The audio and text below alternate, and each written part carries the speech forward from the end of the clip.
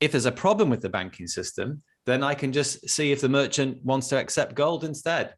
And so we can move to a total gold, total kind of personal gold standard as people start to exchange goods and services for gold. Wednesday, March 2nd, 2022, Monaco 64, home of alternative economics and contrarian views. Today, I have the pleasure of speaking with Jason Cozens. He's the CEO of GlintPay and the founder as well. Last spoke to you, Jason, back in May 2021, and the world, of course, was very uncertain and seemed like a world we'd never seen before. And here we are in February or March, I have to say, of 2022, and things seem to be even crazier. And you wanted to speak with us to tell us about some announcements, exciting announcements for GlintPay. So welcome, Jason. And yes, nice to have you back. Yeah, it's great to be back. And actually, it's pretty shocking what we've been through the last couple of years with the pandemic, isn't it? And I think a lot of people feel the same as me, that we feel like we've just lost 2 years of our lives.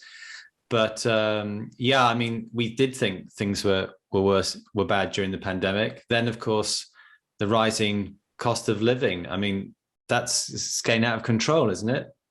Yes, and I'm not surprised, and you're probably not surprised either, because you started looking into the mechanics of money back in after the collapse of '08. That's what you have told me in the past, and yeah, I think the seeds were planted back then. Some people will say it's because of the pandemic, but I think it's more all the money and credit that has been created out of thin air.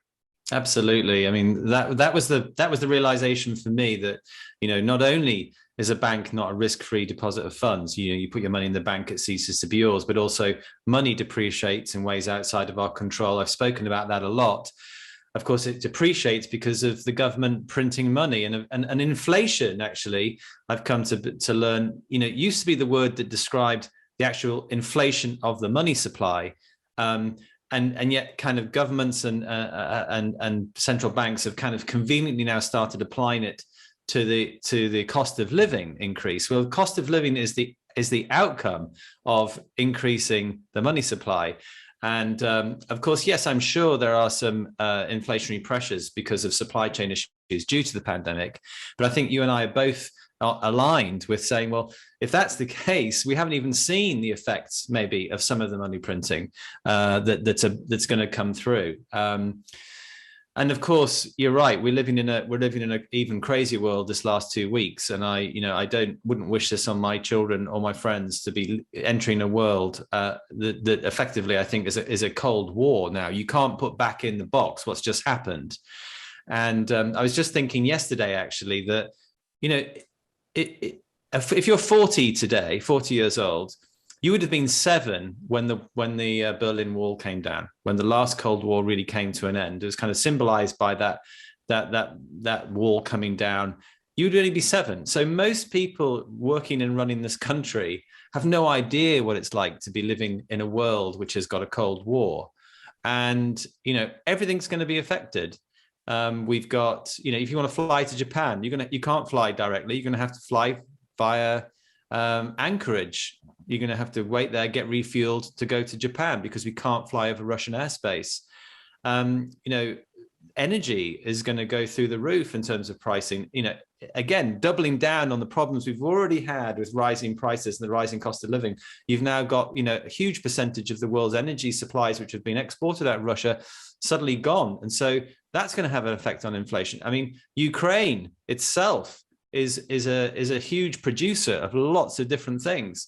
And, I hear wheat and food and neon, which is used in electronics. I mean, this is all massively going to affect us, but I can't help but feel as I look around the world, as I lunched today in the restaurant, thinking, you guys have no idea what's coming down the line here. You all, no one, everyone was like, oh, Putin's not going to invade Ukraine. And of course he did.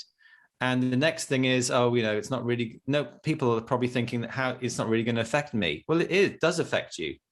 It affects you there's a massive moral position, of course, and we've got to. It's just terrible what's happening to the people of Ukraine.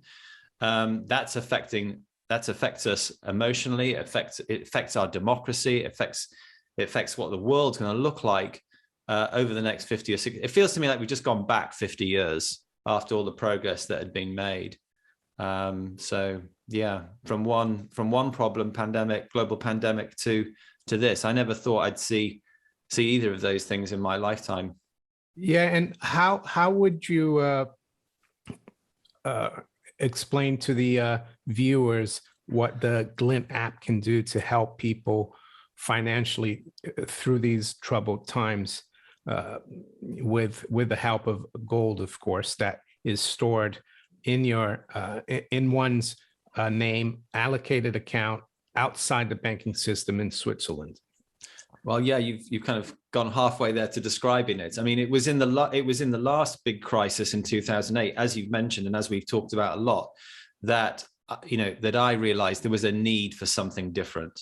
We couldn't just keep on putting our money into banks where I just was looking for a risk-free way of storing my hard-earned money, and then when you start to realize how much money was depreciating, and this was when money was depreciating in a kind of insidious way.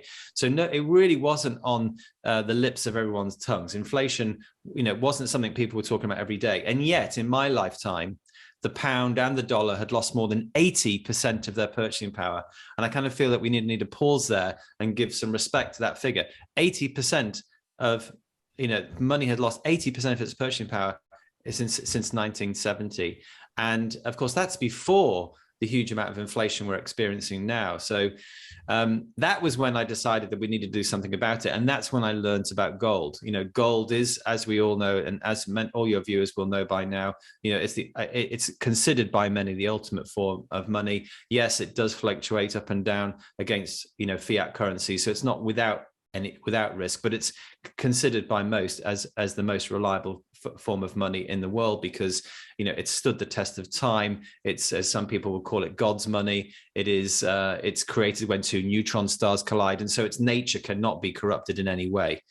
The only problem with it, of course, and oh, by the way, and in my lifetime, its purchasing power has gone up by over 500%. So, and again, that doesn't consider the recent gains over the last couple of years since I last did the calcs. The only problem, of course, with this fantastic store of wealth is that I couldn't exactly pop down to the supermarket and buy my groceries, my cornflakes with it, or anything. I couldn't buy a flight with it. And I thought to myself, there's got to be a way in which we can do that. And that's what we've done. We've built something very special.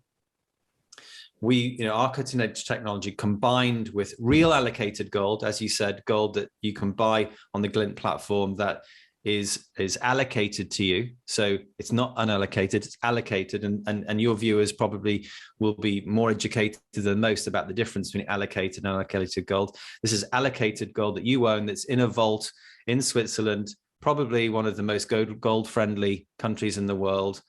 And it's insured by Lloyd's of London. And we've enabled that gold through our Glint app and MasterCard. So you can buy any amount, even 1 penny's worth or 1 cent's worth of gold can be bought on it. You can save it. This is done really easily. So easily buy, easily save. You can send it to other people. At the moment, not in the US, but everywhere else in the world, coming soon to the US. So I can send some gold to you just by as quickly as sending a text. And for the first time ever, we've enabled it as a viable form of everyday money. So with the Glint MasterCard, I can spend that gold. And I do all the time. I spend it. I traveled to the US recently. I bought my flights with it, my hotels, all my meals. I just paid for lunch. I had a lunch meeting just today and paid with it with my MasterCard. And of course, the merchant has no idea that I'm paying with gold. Of course, they get their pounds. But what happens is when I swipe that card, a signal goes through MasterCard, comes to Glint and says, is Jason good enough for this transaction? And what we do is look at our customers' gold position, how much gold they have. We look at the exchange rate of gold into the invoice, the currency of the merchant, and we sell just that little bit of gold to enough to cover that transaction, and that the proceeds of that go back through the MasterCard system to the merchant. All of it has to happen very fast. So, we have a service level agreement with MasterCard that transactions are cleared within hundreds of milliseconds. It's very, very easy. I mean, it's kind of like basically what we're building as gold-based alternative to banking, to payments and money. So I guess it's a step outside the banking system, even though when you do the transaction, it comes out of the vault into the banking system. Because a lot of people ask what would happen if the banking system collapsed. You'd still have your gold in Switzerland. Is that right?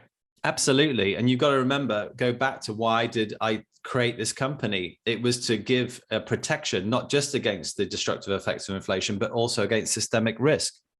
So, but there's no point in just creating a totally insular, independent form of money that you can't use. I mean, I wanted something to have utility. So we're both independent of and integrated with the existing banking system when it suits us. And so with the Glint MasterCard, I can pay for anything with gold anywhere in the world where MasterCard's accepted. If there's a problem with the banking system, then I can just see if the merchant wants to accept gold instead.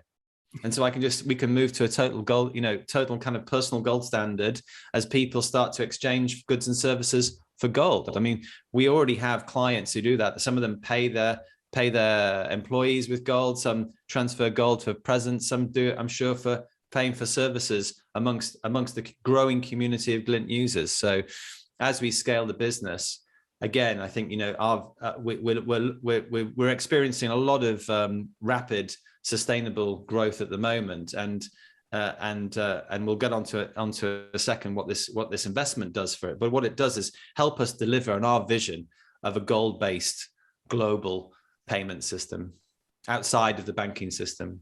Yeah. So now, if you could tell us your announcement, you've had a big South African company invest in Glint. So could you tell us what the repercussions are? Yeah, so we have already some fantastic investors in Glint. We have Sprott, who many of your listeners will know is one of the biggest asset managers in the world focused on gold.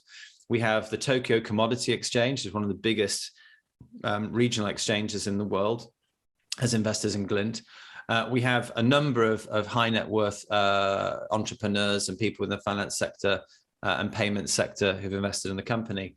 And now I'm really pleased to announce that Sibanye-Stillwater, who are one of the world's biggest producers of gold and other precious metals and PGMs, they have just invested in Glint. And as I was saying before, what that does is it helps us deliver our vision. It kind of really underpins what we're trying to do, building this global gold-based alternative to banking, payments, and money.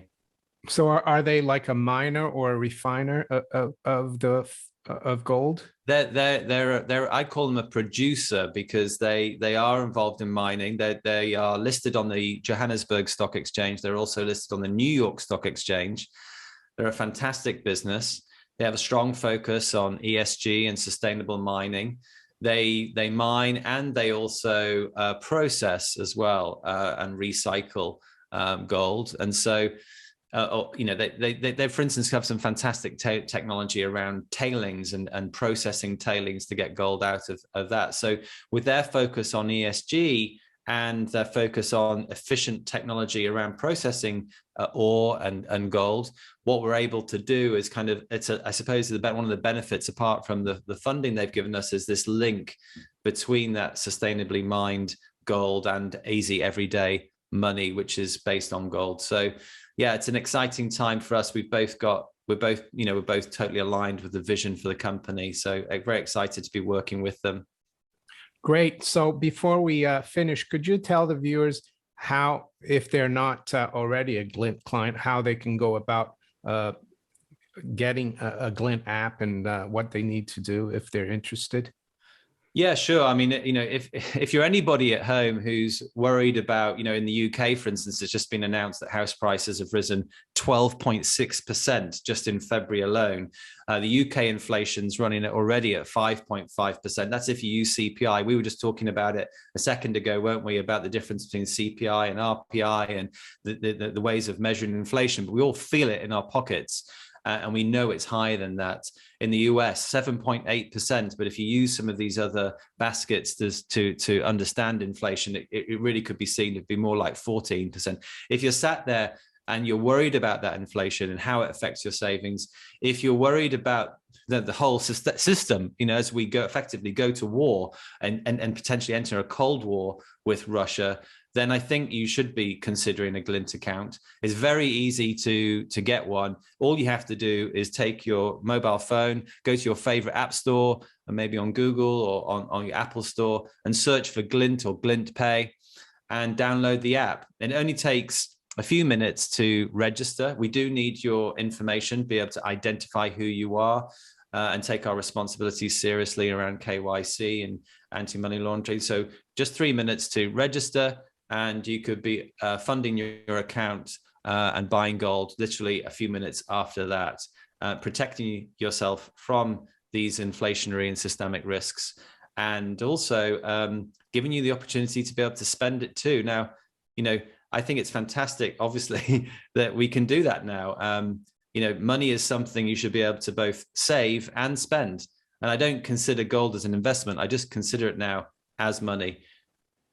I've been working together, or been speaking with Glint since 2018, and yes, it's been an interesting journey, and I think it's only going to get more interesting. And I think with what's going on in the world, with central banks not being able to really tighten policy, we're going to continue to see a lot of, unfortunately, a rising cost of living, and hopefully the Glint app is one of the tools that will help you along. And Jason, it was really nice speaking with you again. It's always lovely to speak to you, Mario. Do take care, and thanks for listening. Thank you. Take care. Bye. Bye-bye.